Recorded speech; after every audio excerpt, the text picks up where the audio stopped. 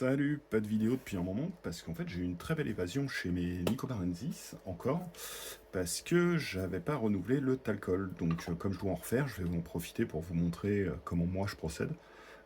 C'est fonctionnel, ça coûte pas cher, dépensez pas une fortune pour acheter du talcol à gauche à droite, faites-le vous-même.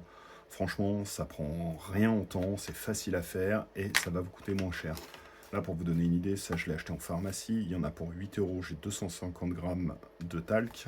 Donc vous prenez du talc pour bébé, c'est très bien. De l'alcool ménager, ça vous pouvez... Alors moi il est aromatisé au citron, ça change tout. Non, vous allez chez Casto Machin ou le Roi Bidule et vous en aurez pareil pour 2 euros. Donc là vous avez 9 euros et vous faites du talcol pendant 4 ans, 5 ans. Euh, voilà, ça coûte rien, vraiment. Ce que je vous conseille, c'est de prendre un contenant étanche avec un bouchon que vous pouvez fermer. Rappelez-vous que ça peut fêler le plexi. Donc c'est pour ça que moi j'utilise des boîtiers pour pellicule photo. Donc ça coûte rien du tout. Vous allez dans n'importe où dans les brocantes, vous en trouvez. Ceux-là, bon, ils sont neufs. C'est étanche, ça se ferme bien. Et même si c'est abîmé, ça serait étonnant, vous voyez, c'est souple contrairement au plexi qui lui est rigide. Donc le premier conseil que je vais vous donner, c'est que vous risquez de le renverser.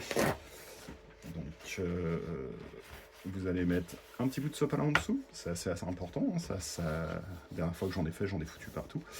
Deuxième truc, ça reste de l'alcool, ça va vous shooter, donc vous faites ça dans une pièce ventilée, parce que sinon vous n'allez pas être bien. Donc on va prendre ça comme base, hein. Voilà.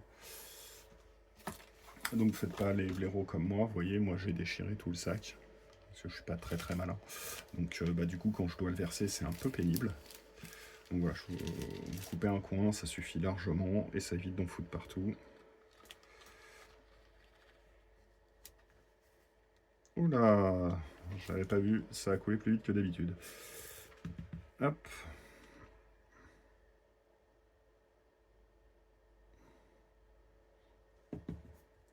En gros,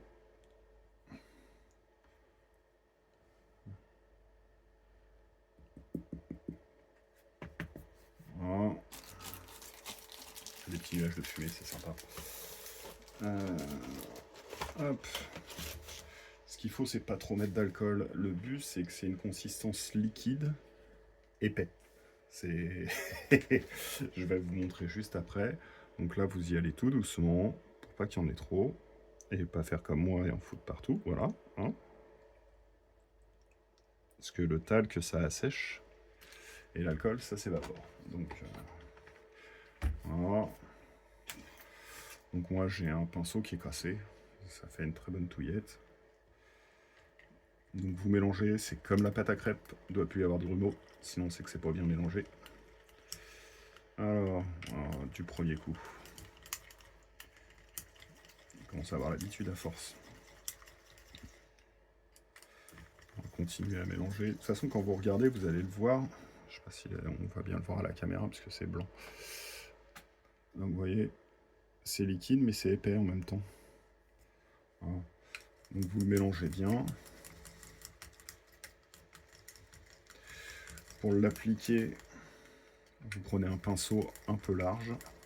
C'est ce qui vous embêtera le moins. Je vais regarder, je dois avoir une petite ADC ou une plaque de plexi qui traîne quelque part pour vous montrer. Voilà. Ouais, quand je vous disais qu'on en fout partout. Alors, est-ce que j'ai fait ça? Ça va bien faire l'affaire.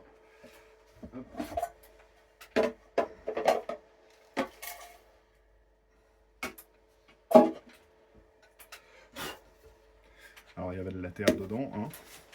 Vous voyez. Donc vous prenez votre petit mélange, vous trempez votre pinceau dedans, vous voyez, c'est liquide, ça goûte tout doucement. Et là vous passez une couche sur 2 cm, 3 cm max.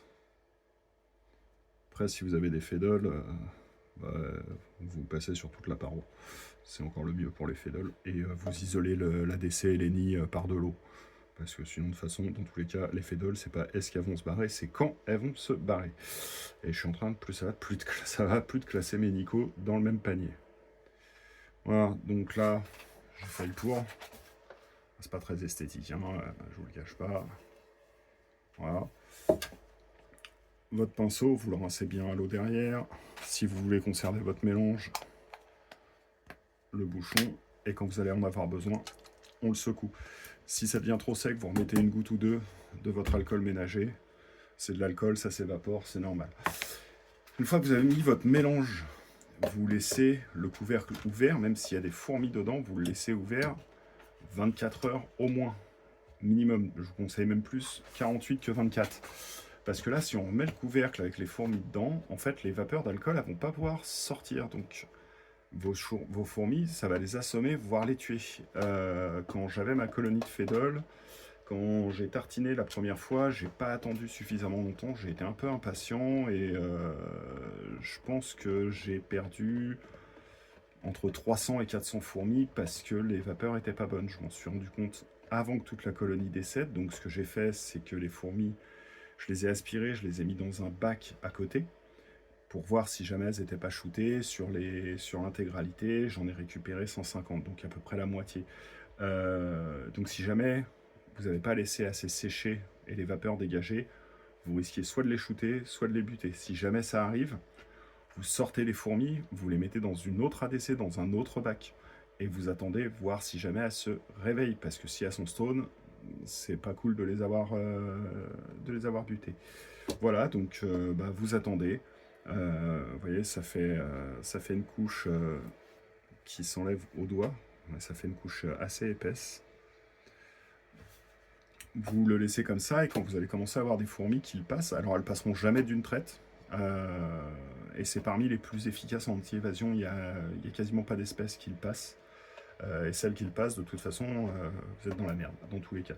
Voilà, donc ça c'était pour le talcol, pour le faire soi-même. Alors deuxième point, on vous vend de l'huile de paraffine une fortune sur des petits flacons.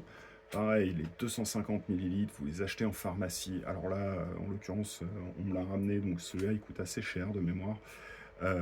Mais l'huile de paraffine, vous allez dans une parapharmacie, vous allez payer ça 3 euros, 4 euros les 250 ml. Vous achetez du coton en vrac et vous avez de quoi tartiner pour les anti-évasions. Les Messor Barbarus, entre autres, sont extrêmement maladroites. La paraffine suffit largement. Avec ça comme paraffine, vous êtes tranquille pendant au moins 2 à 3 ans facile. Les Lasius ne le passent pas non plus. Voilà. Ah, dépensez pas des fortunes en achetant des flacons, des machins.